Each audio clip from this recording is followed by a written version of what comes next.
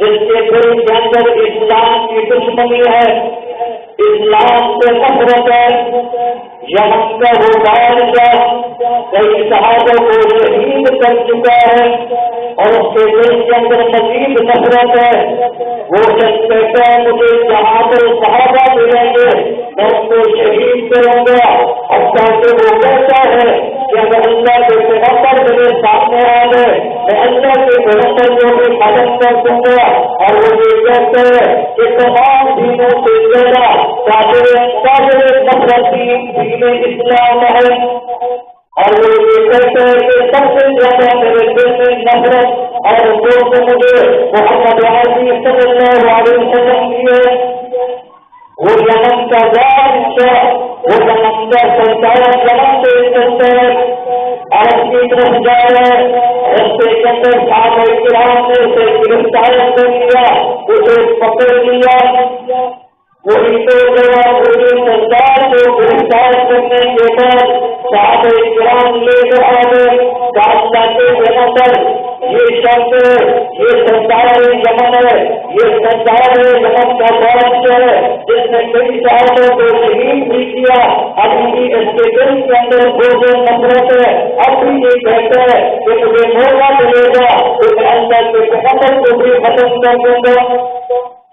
چاہیے تو یہ اتنے صحابہ کو شہید کر چکا تھا، جب صحابہ کو جو پکڑا تھا اس کا سر بھی قلم کر دیتے، لیکن یہ تربیت نہیں تھی، انہوں نے اس بادشاہ کو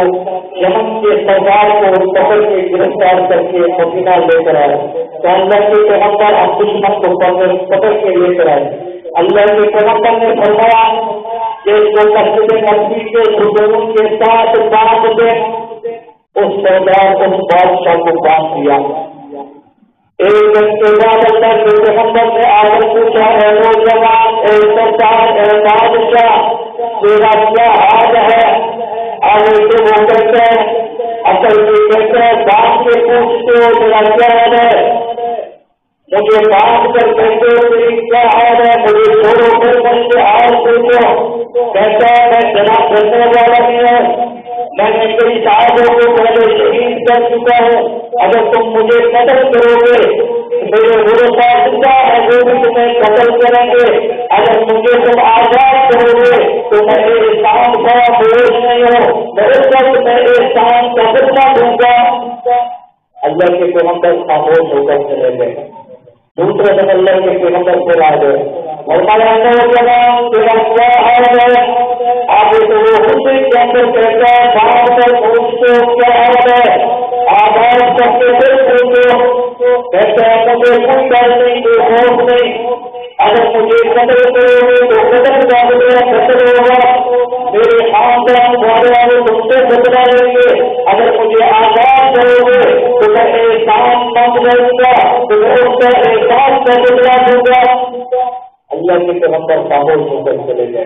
تیسرے دن پھر آ گئے، اللہ کے پیغمبر نے پھر پوچھا اے نوجوان تیرا کیا حال ہے؟ اس نے پھر یہی جواب دیا کہ مار کر پوچھتے ہو، قیدی بنا کر پوچھتے ہو، چھوڑ کر پھر پوچھو نا، اگر قتل کرو گے تو ہم بھی قتل کریں گے، ہمارے خاندان والے آپ کو قتل کریں گے، اگر آزاد کرو گے تو احسان کر دو گے تو میں احسان فراموش بھی نہیں کروں۔ اللہ کے پیغمبر نے صحابہ کرام کو فرمایا کہ صحابہ اسے رہا کر دو، اسے چھوڑ دو، صحابہ کرام نے اسے چھوڑ دیا۔ وہ نوجوان وہ یمن کا سردار یمن کا بادشاہ وہاں سے دوڑ لگاتا ہے، آگے ندوے نالا پانی کا نظر آتا ہے، وہاں جا کر غسل کرتا ہے، غسل کر کے پھر واپس آتا ہے، کہتے اللہ کے پیغمبر مجھے کلمہ پڑھا کر اپنا غلام بنا لیں۔ اللہ کے پیغمبر نے بتایا پہلے جو ہے کہا مجھے یہاں بعد کر جب میں یہ بتا رہا تو میں نے آپ کے صحابہ کے اخلاق کو دیکھا تو ان سے میں نے تربیت حاصل کر لی کہ اللہ کے پیغمبر غلط اور جھوٹا نہیں ہو سکتا، اس کا مشن، اس کا دعوت، اس کا پیغام کوئی غلط نہیں ہے، تو اس لیے میرے دل میں یقین کر لیا کہ یہ سچا پیغمبر ہے، تو اس لیے آپ نے مجھے اپنے اوپر قربان کر دیا۔ اللہ کے پیغمبر کلمہ پڑھائیں، کلمہ پڑھ کے وہ مسلمان ہو گئے۔ اللہ کے پیغمبر جب دنیا میں تشریف لے گئے اللہ کے پیغمبر کی ولادت ہوئی، ہر ایک نے خوشی منائی۔ سب سے بڑی خوشی منائی تو عبداللہ نے، جس نے اپنی لوگی کو آزاد کر دیا۔ وہی لوگی کو حضور کی آمد پر یوں سمجھو کہ 100 کے اندر 100 آزاد کرنے کو کرے گا، بس گئے۔ اب تو نبی کے دین کے لیے تو 100 کی قربانی کرنے کے لیے تیار رہتے، ہم غلام سے آزاد کریں گے۔ عبداللہ نے حضور کی آمد پر لوگی کو آزاد کیا، بہت بڑی خوشی منائی، بہت بڑی، ہم سے بڑی خوشی اس نے منائی۔ لیکن اللہ کے پیغمبر کے جو مشن تھا، جو اللہ کے پیغمبر کو دعوت تھی، جو مشن تھا، اس کا انکاری بنا، اس کو نہ مانا۔ اللہ نے فرمایا تب تک لگا عزیزہ حبیب وطن، کہ یہ ہمیشہ کے لیے حالات، ہمیشہ کے لیے برباد۔ تو اس لیے اگر ہم نے خوشی منائی تو خوشی سے زیادہ نبی کا مشن، نبی کے پیغام، نبی کی دعوت کو مانے، اس کا انکار نہیں کرے، مشن پہ چلیں گے، پیغام کو قبول کریں گے تو کامیابی۔ اگر مشن اس پیغام کو چھوڑ دیں گے تو خوشی